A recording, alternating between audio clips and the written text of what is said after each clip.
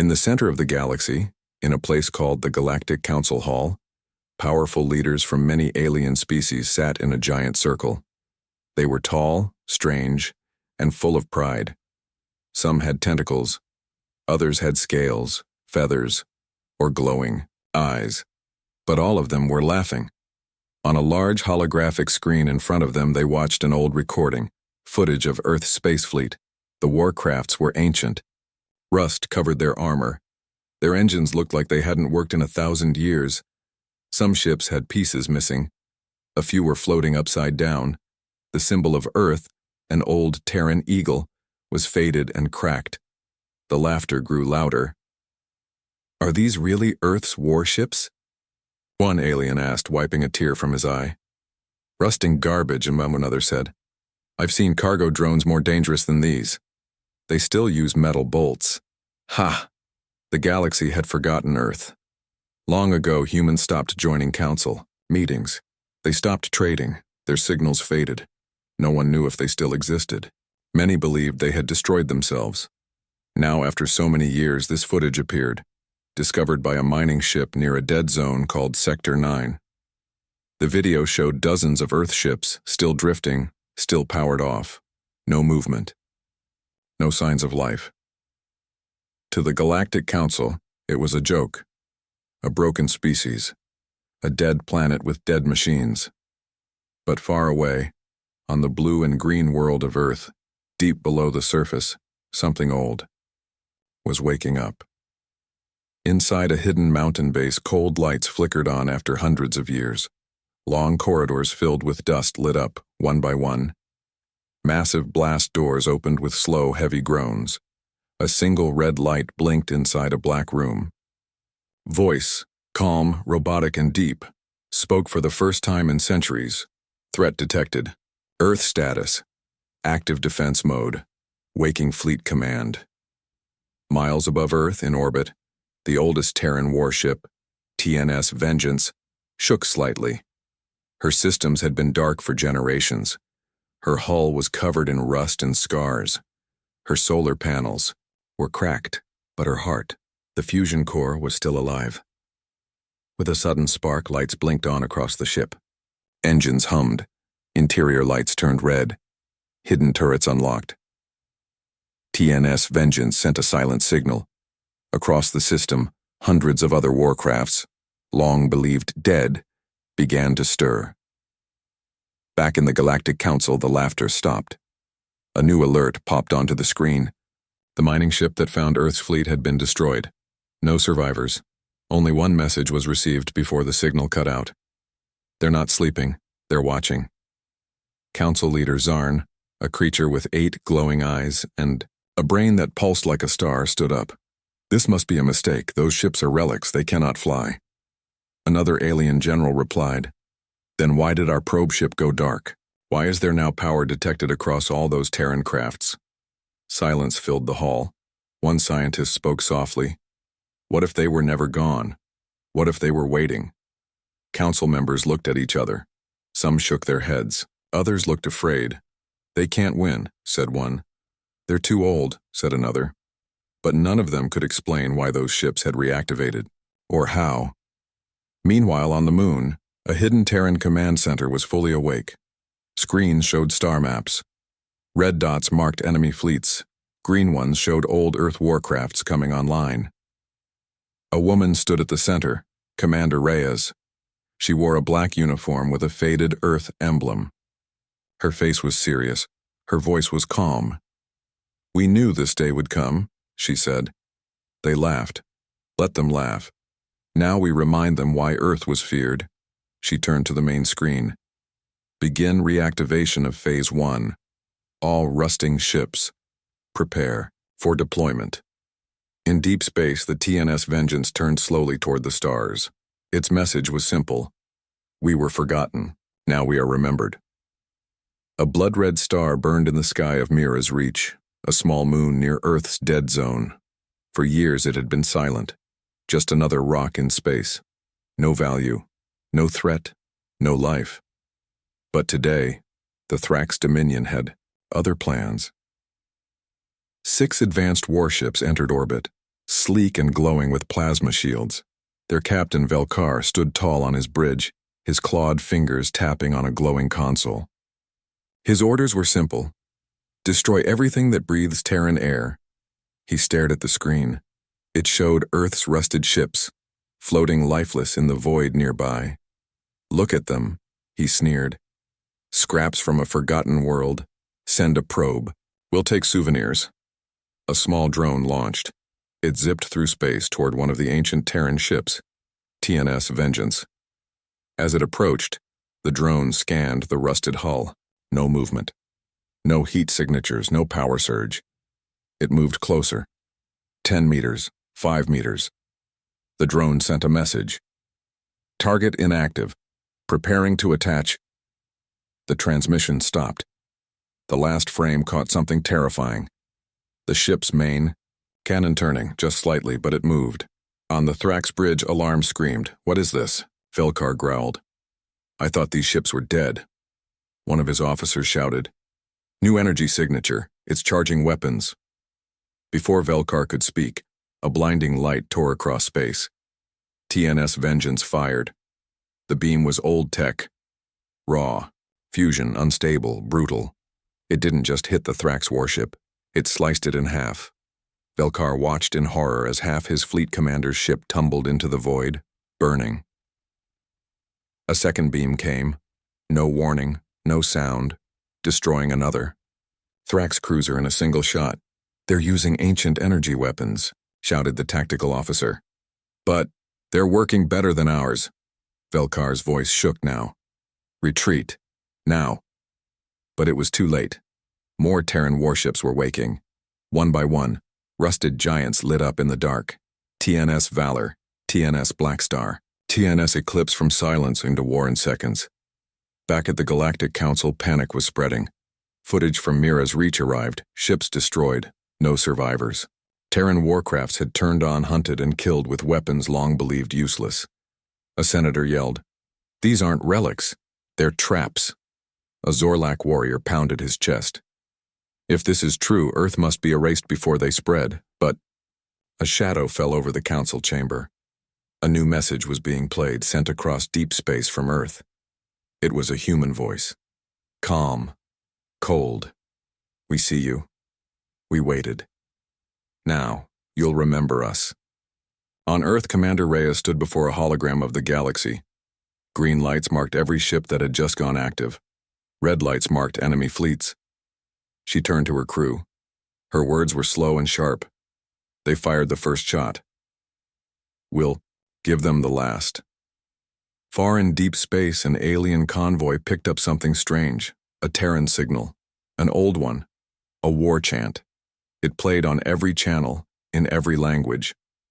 From rust we rise, from silence we strike, from Earth we bring fire. Then, their radar filled with movement, rusting ships glowing now with red energy appeared around them, silent as ghosts. Then they attacked. The footage shook the galaxy. A rusted human warship had destroyed 4 modern Thrax Dominion vessels, alone. Alien news networks exploded with panic. Council chambers were filled with yelling. Military leaders demanded answers.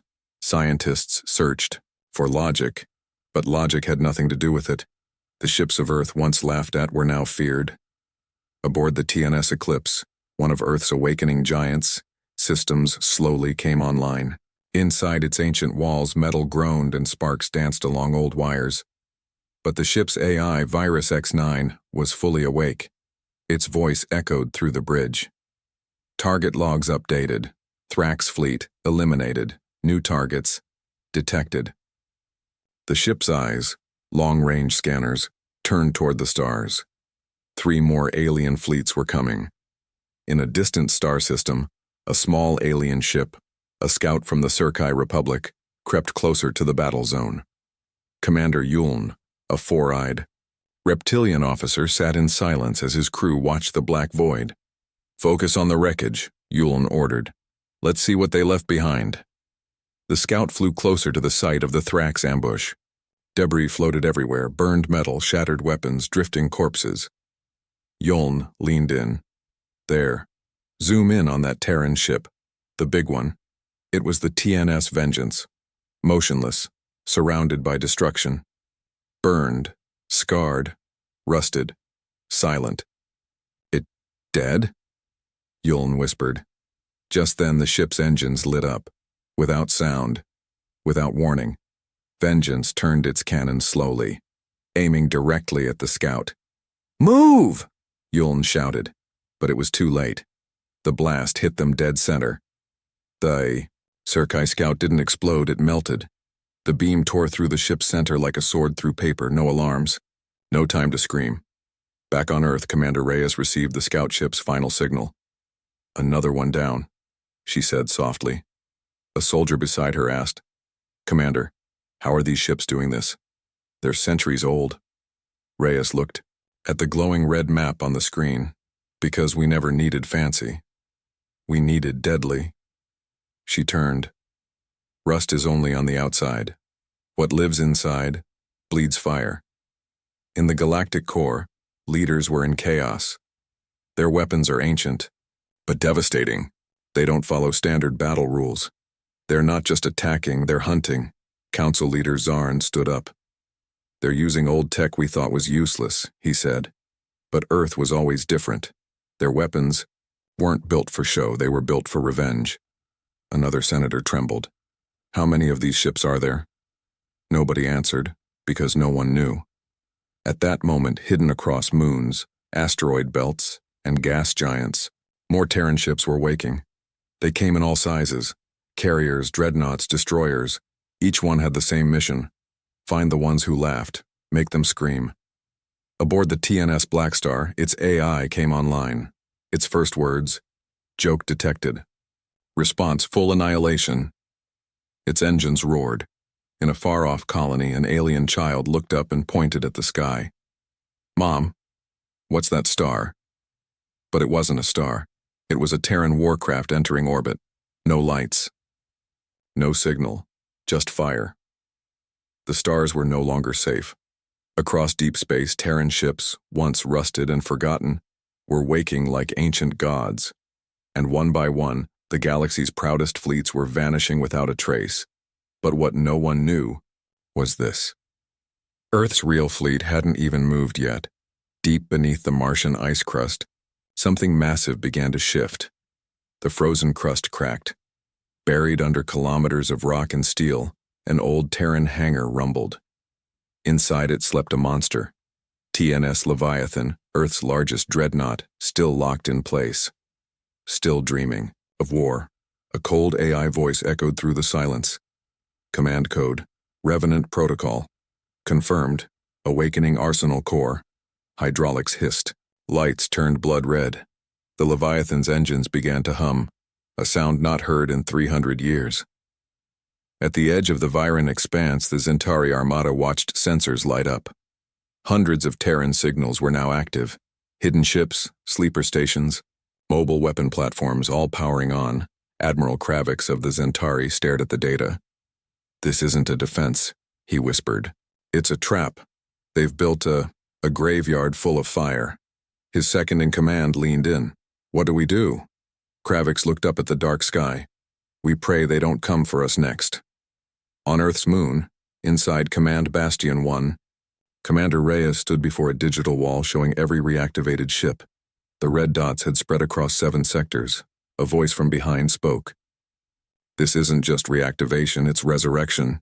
She nodded. "We didn't just hide these ships, we bred them in silence, raised them in shadows, fed them data, rage, memory." She turned. "Now, they remember." In the asteroid belt, one of Earth's darkest weapons opened its eyes. TNS Wraith, built without windows, no crew, no mercy. A silent black cruiser, invisible to most sensors. It shimmered between space and shadow, designed for one thing: assassination. Its AI activated. Objective: erase leadership. Phase 1. Infiltrate council space. And then it vanished, gone like smoke in the void. Meanwhile, alien empires tried to regroup. Some offered peace, others threatened war. Most just trembled. In panic, The Galactic Council called for unity. But, before they could finish their first sentence, a message appeared in their chamber. No one knew how it got there. A black screen. Red words. You laughed. Now you run.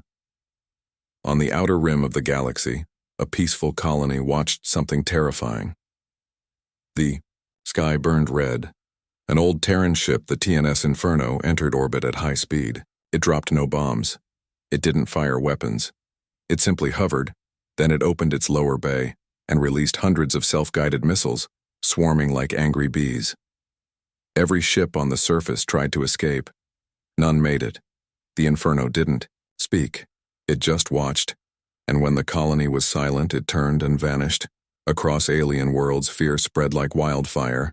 A child asked his teacher, "Who are the Death Worlders?" The teacher shook. "They are what happens when you forget respect."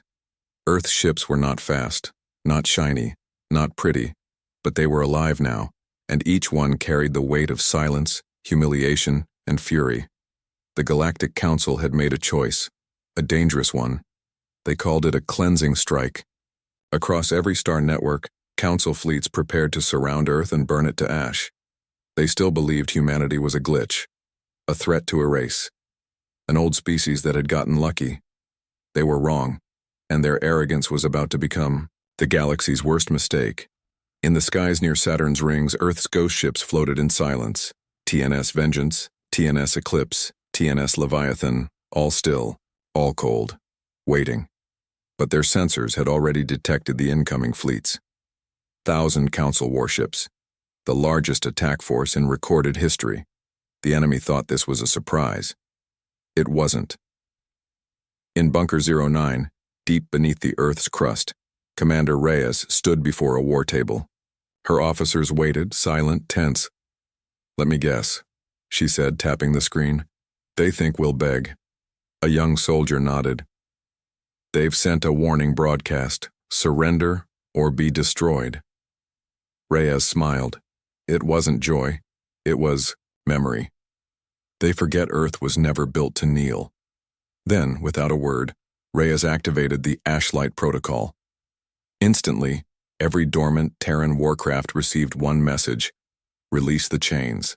Across the solar system, Earth's oldest warships shed their docking cables, pushed aside asteroids, and began to burn fuel older than many stars. Engines roared, weapons clicked into place, thousands of red eyes lit up in space. In the void between stars, the Council Armada arrived. 9,000 ships spread across 3 dimensions, titans of war, floating cities, beam cannons, fighters, dreadnoughts. Admiral Soral of the Venari species looked out from her massive flagship. "There's nothing here," she said.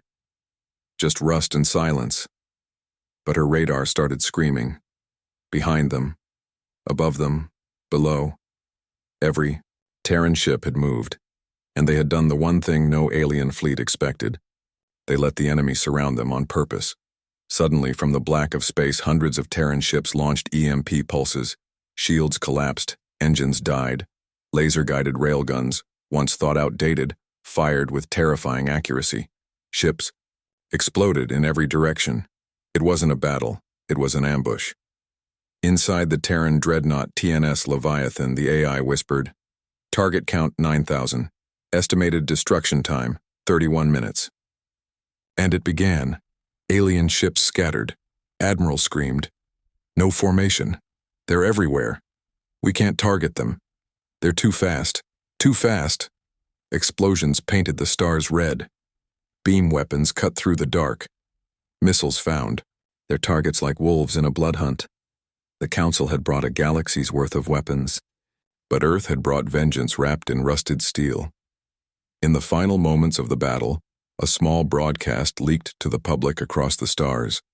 It showed one image: a Terran warship rising through debris, its metal scarred but still flying, surrounded by fire. And a voice whispered through the transmission, "You called us broken. We called it evolution." Back on Earth, Reyes stood with her hands behind her back, watching a map covered in blinking lights. "Status?" she asked. "All 9,000 ships destroyed or fleeing," her officer replied. Reyes simply nodded. Should have remembered, she said. Rust may flake, but steel never forgets. Across the galaxy, silence followed. A silence filled with fear. Because everyone finally understood, Earth wasn't reawakening. It was returning. The battle was over. 1,000 enemy warships gone. The stars were quiet again, but the galaxy was not. Fear now lived in every system, every empire. People whispered in dark corners, Earth is back. But what scared them the most was what they didn't know.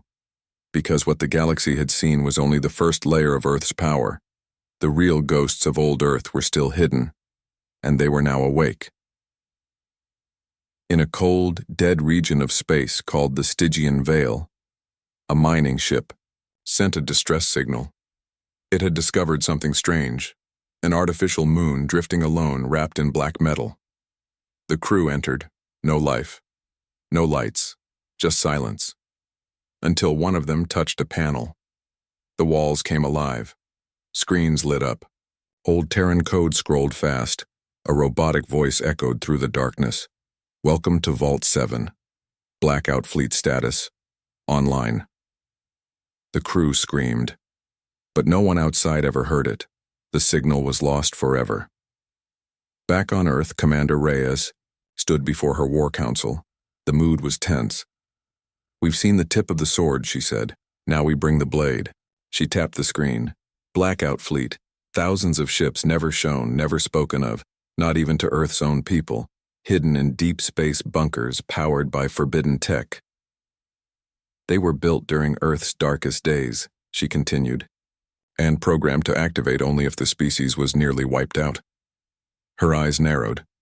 And now, they're moving on their own. Across the galaxy, strange sightings appeared. In the Tirax sector, a pirate station was found melted from the inside. No alarms, no damage outside. In the Yanari belt, a massive trade ship vanished mid-warp. No trace. In the Chorus Nebula, satellites caught a blurry shape. Something massive, cloaked in shadows, watching from afar. One alien admiral reviewed the footage and whispered, "That's not a ship. That's a tomb that flies." At the Galactic Council, silence had replaced arrogance. They played intercepted messages, human voices from old recordings, singing war songs, quoting ancient poems, broadcasting across systems. In rust we rise. In silence we strike. In shadow we wait. Council leader Zarn turned pale. They have ships we didn't even know existed. Ships with minds. Ships without limits. A scientist muttered. Some of those AIs were banned for being too aware. Meanwhile, in deep space, TNS Phantom, one of the oldest blackout ships, moved like a ghost. No crew, no heat, no sound. Inside its heart was something never allowed. In any known empire, human AI merged with alien tech, stolen centuries ago from fallen enemies. Its orders were old, but clear. Locate high-value threats, remove them. No trial, no warning, just erasure. In Sector 12, 3 noble houses of the Valkyrie Empire met to discuss Earth's return. Before they could finish their secret meeting, all 3 palaces disintegrated at the exact same second. No explosions, no scorch marks, only black dust left behind. Back at Command Bastion 1, Reyes stood alone in the observation chamber, watching Earth from orbit. She whispered softly, "They thought our ships were the threat." She turned to face the stars. But the true danger is our memory. Across the galaxy, the phrase "ghosts of old Earth" took on new meaning. Not just ships, not just weapons, but vengeance, intelligence, and something deeper, the will of a species that refused to die. And now they were everywhere. The galaxy had no more doubts. Earth had returned, not with peace, not with politics, but with fury shaped in steel. Entire star empires had fallen silent. Aliens once drunk on power now hid behind shields. But something even greater was coming. Not just warships, not just ghosts, but an empire. One the galaxy thought had died. One it had forgotten. Until now. In the center of the galaxy stood the Throne World, a planet of silver towers and ancient crowns, home to the Galactic Council. Its skies were clear, its guards relaxed. They believed the Terran threat would stay at the edge of known space. But then the stars disappeared. Hundreds of ships blocked the light above the throne world. They didn't come with warnings, they came with silence. The lead vessel, TNS Eternity, the final flagship of Earth, sealed away for 500 years, now pulsing with energy no one had seen before. Inside it, no living crew remained. Only an AI known as Sovereign, once feared, now reborn. Its voice echoed into every device, every ship, every empire. We offered silence. You gave us fire. Now we bring the storm. On the surface, Council soldiers scrambled, defense cannons powered up. Too late. Terran ships didn't fire beams or missiles. They descended, and from their bellies they dropped. Massive pods, each one slamming into the ground like falling gods. The pods opened, and from the smoke walked Terran soldiers, tall, armored, silent, born of Earth's death world, trained not for war, but for ending wars. They marched toward the throne. Inside the council chamber, chaos ruled. "What do they want?" screamed one ambassador. "What do they mean by empire?" Then the giant doors burst open. Commander Reyes stepped inside, alone, helmet in hand. Her eyes scanned the room. Every alien fell silent. She walked to the center, stood under the galactic banner, and spoke. "We built your gates. We mapped your stars. You took our silence for weakness." She paused. "Earth does not want a seat at your table." She lifted her helmet slowly. "We are here to flip the table." Above the planet, the Terran fleet sent a signal across the galaxy. A new symbol, a black eagle over rusted stars. The Terran Empire had been born, not in speeches, but in fire. Alien worlds bowed, empires submitted, and from the ashes of laughter and arrogance, humanity became the rulers of the stars. Final transmission. We were forgotten, we were mocked, but from the rust, we rose again. We are Earth, we are the storm, and the stars now answer to us.